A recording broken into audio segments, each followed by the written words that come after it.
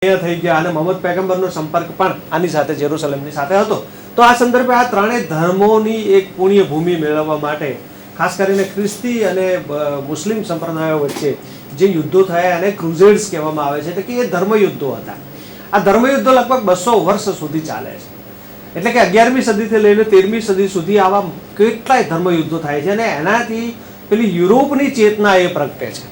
એટલે ધર્મયુદ્ધોમાં મુસ્લિમ આરબોનો ઘણો બધો વિજય થાય છે, ઇસ્લામિક સંપ્રદાયોનો ઘણો બધો વિજય થાય છે, ક્યાંક ઘણી કેટલાક યુદ્ધોમાં ખ્રિસ્તીઓનો પણ વિજય થાય છે. આવા કેટલાય યુદ્ધો થાય છે અને એ યુદ્ધોમાંથી ખાસ કરીને જે પૂર્વની સંસ્કૃતિ છે એ પૂર્વની સંસ્કૃતિ આરબ, કારણ કે ઘણીવાર એવું બને છે કે યુદ્ધ એ માત્ર માનહાનિ કે ધનહાનિ કે જાનહાનિ સાથે સંકળાયેલ નથી, પણ ક્યારેક સભ્યતાની ચેન્જીસ, સભ્યતાને પલટાવવા માટે પણ એ બહુ મહત્વપૂર્ણ પુરવાર થાય છે અને એવું અહીંયા પણ આપણને ક્યારેક લાગે છે. તો એ ધર્મયુદ્ધોએ એક આખા નવા વિચારને, જે યુરોપનો સમાજ જે સૂતેલો હતો એને આ પૂર્વના સમાજની સાથે સાંકળવાનું કાર્ય કર્યું અને એમાંથી એક આખી રેનેસાં કદાચ ઊભી થઈ એમ પણ આપણે કહી શકીએ. એટલે નવા વિચારોનું આવંટન પશ્ચિમની અંદર થયું. તો ખાસ કરીને મેડિવલમાં આપણે આ 3-4 ટોપિક્સને બહુ જ મહત્વ એની અંદર સાહેબ આપણે એક બાબતને અહીંયા એ પણ ઉમેરી શકીએ જે આધુનિક યુગ સાથે સંલગ્ન છે. આ મધ્યકાલીન જે વિશ્વનો ઇતિહાસ છે, ખાસ કરીને યુરોપનો ઇતિહાસ છે, એની અંદર આપે જે કહ્યું સામંતશાહી અને ધર્મ, એ બંને વચ્ચેથી રાષ્ટ્રવાદનો એક આખો મુદ્દો ઉપસ્થિત થાય છે, રાષ્ટ્રવાદ ઊભો થાય છે. એ કઈ રીતે છે? કારણ કે અહીંથી રાષ્ટ્રવાદના જે મૂળિયા ઊભા થાય છે એ રાષ્ટ્રવાદના મૂળિયા છેક આપણને આધુનિક ઇતિહાસ સુધી લઈ જાય છે અને આધુનિક ઇતિહાસ સુધી ત્યાં સુધી લઈ જાય છે કે પ્રથમ વિશ્વયુદ્ધ અને દ્વિતીય વિશ્વયુદ્ધ એ ત્યાં સુધી આ રાષ્ટ્રવાદ ચાલે છે. તો એ રાષ્ટ્રવાદ એ કઈ રીતે અહીંયા ઊભો થયો? મુખ્ય મુદ્દો સામંતશાહી અને ધર્મની વચ્ચે રહેલો છે. તો આપે કહ્યું એમ કે જ્યારે રાજાશાહી છે એ નબળી પડી ગઈ, સામંતો છે એ શક્તિશાળી બની ગયા. એટલે સામંતો શક્તિશાળી બની ગયા, જેથી કરીને સ્વાભાવિક છે કે સામંત પોતાના રાજ્યની અંદર કોઈ વ્યક્તિ સામંત હોય કે કોઈ પણ હોય એ શક્તિશાળી બને એ રાજાને પસંદ ન હોય. એના લીધે જે સામંતશાહી મજબૂત થઈ તો રાજાને એ રાષ્ટ્રવાદ, પોતાના રાજ્ય વિશેની સભાનતા આવી અને એના લીધે એ રાષ્ટ્રવાદ રાજાએ ઊભો કર્યો. પ્રજાની અંદર તો થોડો ઊભો થયો હતો, કારણ કે જે સામંતો હતા એ ધીરે ધીરે પોતાની જે ફરજો હતી એ આપવી એ લોકોએ બંધ કરી. લશ્કરની અંદર સૈન્ય મોકલવું ધીરે ધીરે બંધ કર્યું. વહીવટની અંદર પણ એ લોકો રસ લેતા ઓછા થયા. એટલે આપણે જે વાત કરી કે વચેટિયાની જે ભૂમિકા હતી એ ધીરે ધીરે એ લોકો ભૂલતા ગયા અને માત્ર પ્રતીકો બનીને રહી ગયા.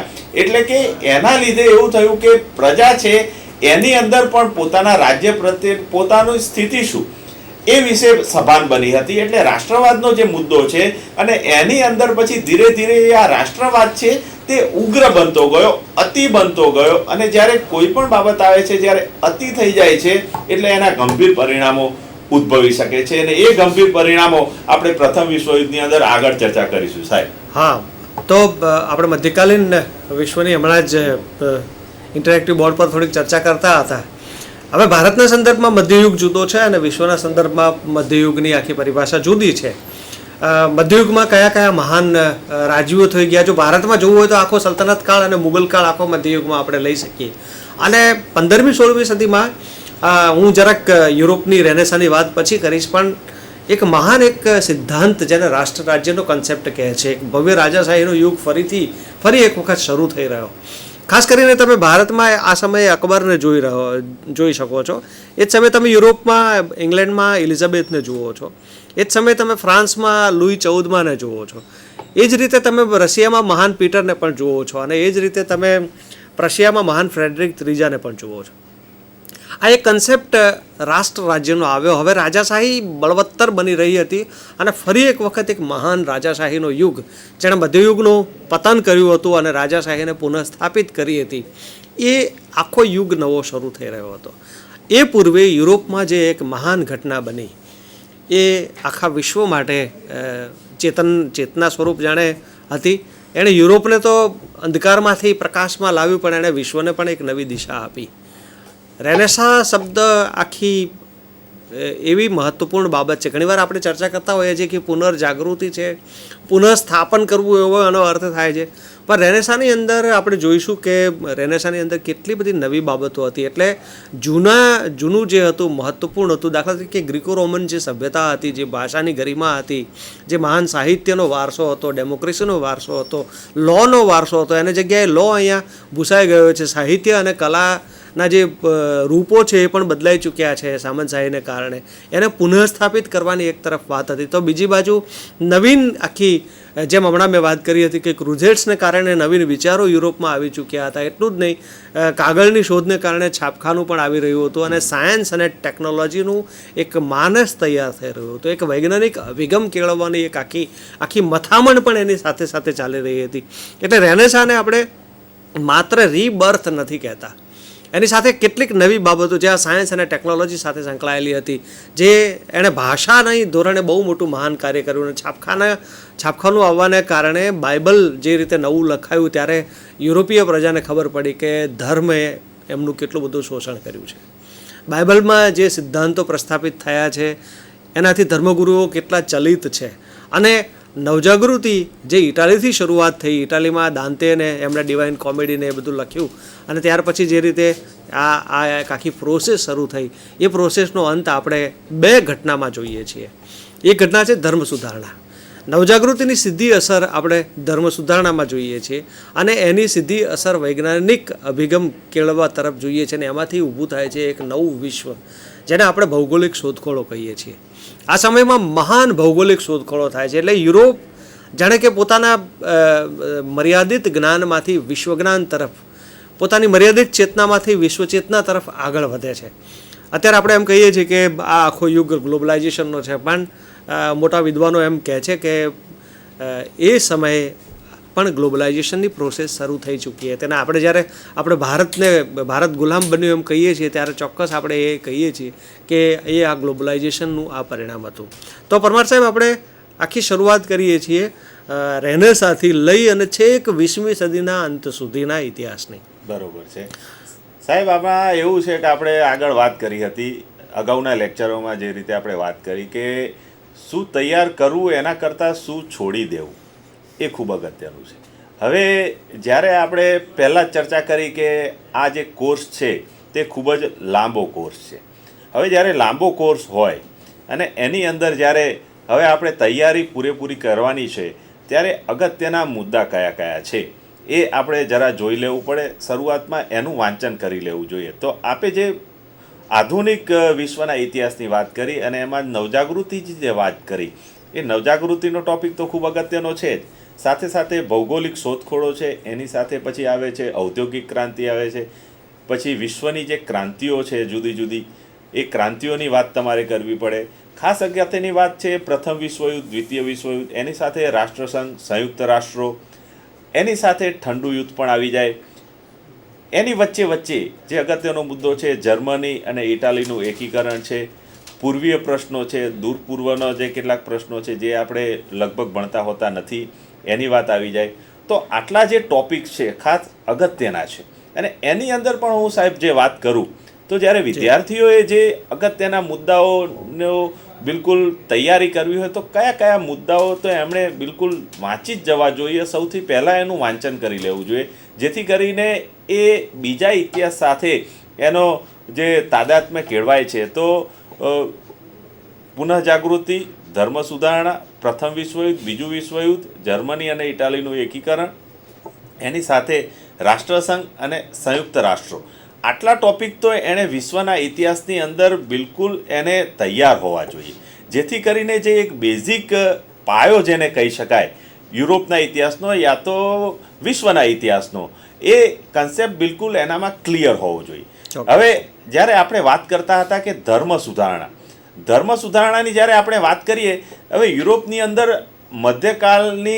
મધ્યકાલનો અંત અને આધુનિક યુગની શરૂઆતની સમયે જે ધર્મ સુધારણા થઈ, આપણે ત્યાં ઈસવીસન પૂર્વે 6ઠી સદીની અંદર જૈન ધર્મ અને બૌદ્ધ ધર્મ આવી ગયા હતા. એ કાળમાં ધર્મ સુધારણા થઈ હતી. એટલે યુરોપ આમ જોવા જઈએ તો કેટલું પાછળ હતું. પણ એની સાથે સાથે બીજી એક વાત આવે છે કે ઔદ્યોગિક ક્રાંતિ આપણે ત્યાં નથી થતી, એ યુરોપની અંદર થાય છે. ઔદ્યોગિક ક્રાંતિ પહેલા આપણે ત્યાં હતી પણ વળી પાછી ભૂલાઈ જાય છે. પણ જે આધુનિક ઔદ્યોગિક ક્રાંતિનો જે આખો કન્સેપ્ટ છે એ આખો કન્સેપ્ટ છે એ યુરોપની અંદર ઊભો થાય છે અને યુરોપની અંદર પણ ઇંગ્લેન્ડમાં ઊભો થાય છે. હવે અત્યારે આપણે જે ક્યારેક પ્રશ્નો એવા પૂછી નાખતા હોય છે કે ઇંગ્લેન્ડમાં આ ઔદ્યોગિક ક્રાંતિ શા માટે ઊભી થઈ, ઇંગ્લેન્ડ જ શા માટે આ ઔદ્યોગિક ક્રાંતિનું અગ્રેસર રહ્યું. જે ચીલાચાલુ જવાબો છે એનાથી જરા અલગ પડીને આપણે જો આ પ્રશ્નની ચર્ચા કરીએ, કારણ કે જ્યારે તમે કોઈ પણ પ્રશ્નનો જવાબ લખતા હોવ છો ત્યારે એ જવાબની અંદર કોઈ બધા જ વ્યક્તિઓ લખે છે એનાથી તમે કઈ રીતે અલગ પડો છો એ ખૂબ અગત્યનું છે. આપણે છેલ્લે એ ચર્ચા તો કરવાના જ છીએ કે જ્યારે તમે તમારો પરીક્ષક જે પ્રશ્ન તપાસે છે એ પરીક્ષકને તમે ઇમ્પ્રેસ કરી શકો. એ ઇમ્પ્રેસ કઈ રીતે કરી શકાય, લખાણની શૈલીની અંદર એ લખાણની શૈલીની જે ટિપ્સ છે જે કેટલીક એ છેલ્લી આપણે 5 મિનિટમાં જો સમય વધશે સાહેબ તો ચર્ચા કરીશું, કારણ કે થોડા સમયમાં આપણે પેલા પરીક્ષકને બધું બતાવી દેવાનું છે. એ કેવી રીતે બતાવી દેવું એ પણ એક કળા છે વધુ માર્ક્સ લેવાની. તો અહીંયા આપણે એ ચર્ચા કરીએ કે એ કળાનો એક નમૂનો કે ભાઈ ઇંગ્લેન્ડમાં જ ઔદ્યોગિક ક્રાંતિ શા માટે થઈ. સામ્રાજ્યવાદ હતો, બધું જ હતું, ઇંગ્લેન્ડ પાસે મૂડીએ હતી, બધું જ હતું. ઓકે, એ વાત બરાબર. પણ એક મહત્વનો મુદ્દો એ છે કે જે અત્યાર સુધી લગભગ આપના જેવાને ખૂબ ઓછા વિદ્વાનો એની ચર્ચા કરે છે કે ઇંગ્લેન્ડની અંદર લોખંડ અને કોલસો આ બે જે ખનિજો હતા એનો ભરપૂર માત્રામાં ઇંગ્લેન્ડે જ ઉપયોગ કર્યો હતો સાહેબ. રાઈટ. અને જે આ બે પાયાના ઉદ્યોગો છે કોઈ પણ ઔદ્યોગિક ક્રાંતિ માટે, એ આ બે પાયાના ઉદ્યોગોની સ્થાપના છે એ ઇંગ્લેન્ડમાં જ થઈ હતી અને માટે ઇંગ્લેન્ડ આટલું ઔદ્યોગિક ક્રાંતિમાં આગળ વધી શક્યું. જો આવા મુદ્દા આપણે જો આપણા પેપરની અંદર આપણે મૂકી શકીએ તો મને લાગે છે કે તમે થોડા 2-3 માર્ક્સ કરતાં આગળ વધી જાઓ તો જ્યારે આફ્ટર ઓલ તો તમારી માર્કશીટ જ મિત્રો જોવાય છે, એની અંદર તમે કઈ રીતે લખ્યું છે એ ખૂબ જોવાતું નથી છેલ્લે તો ઇન્ટરવ્યૂની અંદર. અને જ્યારે તમારો જે મેરિટ બને છે એની અંદર તો તમે શું લખ્યું છે એના કરતાં કેવા માર્ક્સ લઈ આવો છો એ ખૂબ અગત્યનું છે. બીજો જે એવો એક પ્રશ્ન છે કે ફ્રાન્સની ક્રાંતિ છે એ માત્ર ફ્રાન્સમાં જ શા માટે થઈ, બીજી કોઈ જગ્યાએ કેમ નહીં? જે કેટલીક ભ્રમણાઓ છે અત્યાર સુધી આપણને જે કહેવામાં આવે છે એ કહેવામાં આવે છે એમાં કેટલાક આપણા વિચારો સાથે હું થોડો અલગ જઉં છું સાહેબ. એમાં ફ્રાન્સમાં ક્રાંતિ શા માટે થઈ? અમેરિકાની ક્રાંતિ પછી ફ્રાન્સ આવી જાય છે. આપણે એવું પણ ભણતા આવ્યા છીએ કે you have not bread eat cake, એના જેવી જે કેટલીક વાતો છે. એવું નથી હકીકતમાં. હકીકતમાં એવું છે કે ફ્રાન્સનો ખેડૂત હતો એ સાહેબ સમૃદ્ધ હતો. જો ફ્રાન્સનો ઇતિહાસ વાંચવામાં આવે તો ફ્રાન્સનો ખેડૂત આ સમયના બીજા બધા રાષ્ટ્રોની સરખામણીએ સમૃદ્ધ હતો. એની સાથે સાથે મેં અગાઉ કહ્યું એમ સામંતોએ એમની ફરજો બજાવવી છે એ ઓછી કરી નાખી હતી. કેટલાક ખેડૂતો તો સામંતો કરતાં પણ ફ્રાન્સમાં ખૂબ જ શક્તિશાળી અને મૂડીવાદવાળા એટલે કે મૂડીપતિઓ હતા. બીજું ફ્રાન્સની અંદર એ હતું કે એ લોકોની અંદર જે બુદ્ધિ પ્રતિભા હતી એ પણ બીજા વિશ્વના દેશો કરતાં વધુ પ્રમાણમાં હતી. એટલે ફ્રાન્સની અંદર જ આવી ક્રાંતિ થઈ એનું કારણ આ હતું. બાકી તો આપણને ભણાવવામાં આવે છે કે મેરી આત્માને તે આવું કહ્યું, વર્ષના 3જો ભાગ સડેલા બટાટાથી એમને પોતાનું જીવન ધોરણ ચલાવવું પડતું હતું. હકીકતમાં એવું નથી. હકીકત જરા જુદી છે કે ફ્રાન્સનો જે ખેડૂત છે, આમ જનતા છે, જે ત્રીજી એસ્ટેટ કહેવામાં આવે છે એમાંનો કેટલોક વર્ગ તો સામંતોથી પણ આગળ હતો અને માટે ફ્રાન્સની અંદર આ ક્રાંતિ થઈ હતી. હવે જ્યારે આ જે આપણે યુરોપના ઇતિહાસની વાતો કરીએ છીએ તો યુરોપના ઇતિહાસમાં કેટલાક પુસ્તકોની જો આપણે વાત કરીએ ગુજરાતીમાં, ખાસ કરીને પહેલાં તો આપણે ગુજરાતીના પુસ્તકોની જ વાત કરવી પડશે ગુજરાતના મિત્રો માટે. તો યુનિવર્સિટી ગ્રંથ નિર્માણનું એક પુસ્તક છે દેવેન્દ્ર ભટ્ટ, પ્રાધ્યાપક દેવેન્દ્ર ભટ્ટ, યુરોપનો ઇતિહાસ. આ તમારે ખાસ વાંચી જ જવું જોઈએ. બીજું છે જગતના ઇતિહાસનું રેખાદર્શન, જે જવાહરલાલ નહેરુનું પુસ્તક છે, એ પણ તમારે વાંચી જવું જોઈએ. બીજું આંતરરાષ્ટ્રીય સંબંધો ભાગ 1 અને ભાગ 2 જે R.L. રાવલ અને અન્ય મિત્ર દ્વારા લખાયેલ છે એ પણ તમારે વાંચી જવા જોઈએ. મધ્ય પૂર્વના દેશોનો ઇતિહાસ, દૂર પૂર્વના દેશોનો ઇતિહાસ, આર કે ધારિયા સાહેબ દ્વારા લિખિત પુસ્તકો છે એ પણ તમારે વાંચી જવા જોઈએ. એ સિવાય પણ બીજા બધા પુસ્તકો છે. તો જો આટલા પુસ્તકો તમે જો આ યુરોપના ઇતિહાસ અને વિશ્વના ઇતિહાસ વિશે વાંચો તો મને લાગે છે કે થોડો ઘણો તમારો જે કન્સેપ્ટ છે એ ક્લિયર થશે. એની સાથે સાથે પછી તમે આગળ વાંચન કરતા જશો તો હિન્દીના પુસ્તકો, ફિશરના પુસ્તકો છે, મોડર્ન યુરોપ વિશેના, ને એ બધા પુસ્તકો જો તમે આગળ વાંચતા જશો તો પછી તમને ખ્યાલ આવી જશે. પણ કહેવાનો મતલબ એ છે કે શરૂઆત તમારે અહીંથી કરવી જોઈએ. સાહેબજી ચોક્કસ. એટલે પરમાર સાહેબે બહુ જ યોગ્ય વાત કરી કે આધુનિક વિશ્વનો ઇતિહાસ જાણવાના કેટલાક મહત્વપૂર્ણ પુસ્તકો ગુજરાતીમાં પણ પ્રાપ્ય છે. યુનિવર્સિટી ગ્રંથ નિર્માણ બોર્ડનું જે એક એવું પુસ્તક જે મેં હમણાં જ વાત કરેલી જે મહાન સભ્યતાઓ છે એના પર ડૉક્ટર થોમસ પરમારનું એક બહુ સરસ પુસ્તક છે, જગતની અગ્રગણ્ય સભ્યતાઓ. તો તમે ખાસ કરીને જો હિન્દી કે અંગ્રેજી ભાષા તરફ જાઓ તો જૈન એન્ડ માથુર, આનું તમે આધુનિક વિશ્વ તમે જુઓ તો બહુ જ સરસ છે. એ જ રીતે ડૉક્ટર શર્માનું મધ્યકાલીન વિશ્વ ખૂબ સારું છે. અને કોરોસ્ક્વિન અને ફ્રેન્કલિન, હેઝમૂન અને વેલેન્ડ એના જે પુસ્તકો છે એમાં એનું પણ હિન્દીકરણ અને હવે ક્રમશઃ કદાચ ગુજરાતીકરણ પણ થવાની તૈયારી છે.